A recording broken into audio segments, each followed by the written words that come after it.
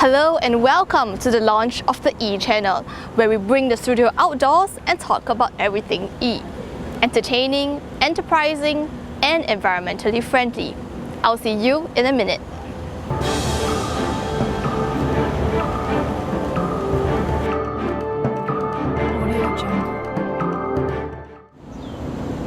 Hi, I'm Krystal Chia. You and I are probably a part of millions around the world who cannot live without this. How then do we make our usage of these devices an environmentally conscious one? We go back to the basics, charging. Here in Singapore, an undergraduate has built on solar energy to create a clean charger.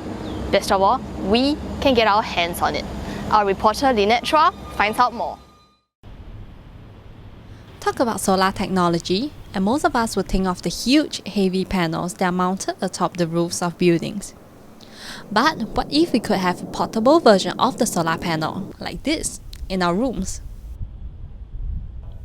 Meet Tan Yihao, or Mr. Solar Panel as his friends would call him. An engineering student at the Singapore University of Technology and Design, Mr. Tan has assembled a simple solar panel as a charging device for his electronics, and the setup can simply be mounted beside your room window. The most basic solar setup, right? How it works, it's basically you have the solar panel, which actually generates power when there's sunlight, and then there's also another component which is the battery for you to store the power generated, and then there's another electrical component called the charge controller. So basically, it ensures that the charging is regulated, and then lastly is just basically your output. So whatever that you want to power. So for example, it can be to charge your phones or to light up some appliances and things like that. During a sunny day, the solar setup placed near a window can generate enough power to fully charge a smartphone for 3 times. And it's not only for his personal use. Mr. Tan is sharing his creation by selling the solar setup online. But experts we spoke to say that at present, we are still unable to depend on solar technology to power our daily energy needs. Solar power would definitely not replace the other more traditional sources of generating electricity, but definitely it would serve to complement them, one technology. Now what we will see over the next couple of years is that there will be a greater shift to this kind of renewables, and solar energy is one of the renewables that we'll see. Apart from the sun's energy, Mr. Tan is also working on repurposing equipment like this bicycle to allow the ordinary person to harness renewable energy in our lives. Another way is harvesting energy that will otherwise be wasted. Like for example, like when you're cycling, when you're braking, or even like on exercise equipment like exercise bike. So when you pedal, right, you can actually harvest that kinetic energy to do some useful work, like for example, to charge your phones or to light up some lights. Mr. Tan's personal electronic devices are now running on clean energy, and it has also helped him save on electricity costs. Currently, only about 3.7% of energy used in Singapore is obtained from solar power. But as Mr. Tan has demonstrated, harnessing the power of the sun can be simple, accessible, and achieved in our own rooms. With that, it seems that green technology is set to shine even brighter in the future. This is Lynette Chua reporting from Singapore. Growing your own greens may seem unthinkable in urban Singapore, but some are even taking the steps to promote it. Our reporter Atikah brings us to Singapore's farming district, Kranji, when an exciting farmers market was held over the weekend. Stocks of fresh fish, buckets of garden vegetables, and slabs of red meat amidst a bustling crowd of sellers and buyers. But this isn't any ordinary market. Instead of walking among shelves and aisles, consumers here get to talk, mingle, and purchase directly from farmers who have grown these food themselves. This is all the local meat that is produced here in Singapore. I represent them all. This is the Kranji Countryside Farmers Market, a place for urbanites to obtain fresh, local produce right from its source. The event is gaining popularity here due to a growing interest among consumers wanting to know where their food comes from. If you get it from local farm, it's neither they harvest on the spot for you or on the same day itself. so I can ensure that the freshness is there. Whereas for imported items, how long they have been kept and how they transport, you don't know whatever they use, you see.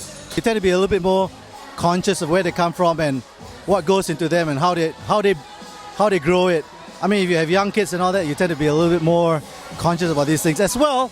I think in the world in general, I think we're all a little bit more concerned now because with a lot of food is being modified, genetically modified and things like that. So, In land-scarce urban cities like Singapore, more than 90% of our food ingredients are imported from overseas sources.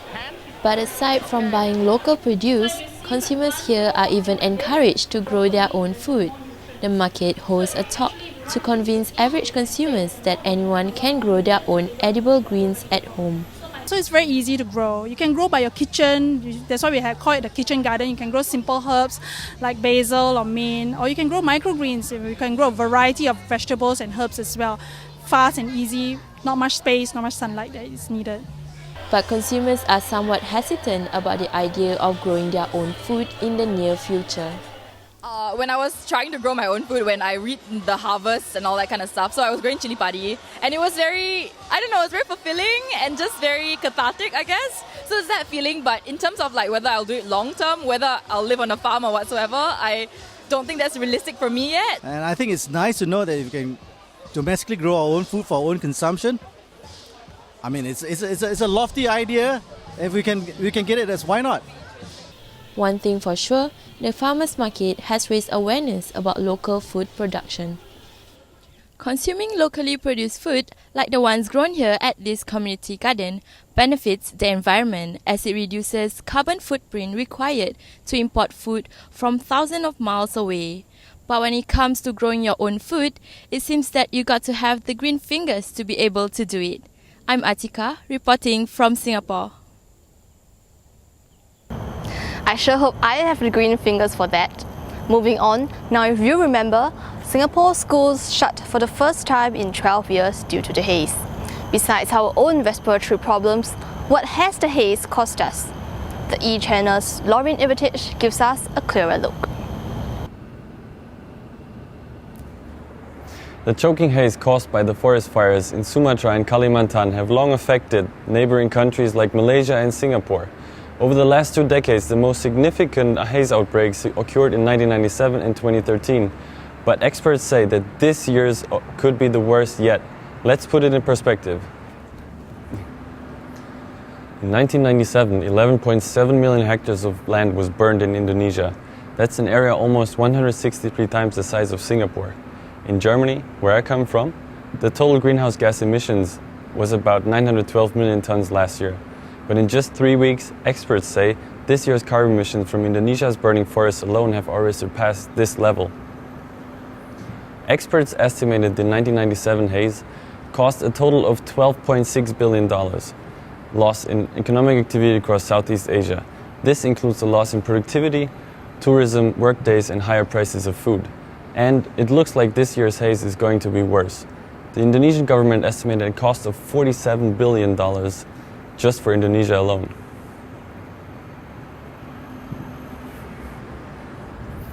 In 1997, tourism was hit the hardest.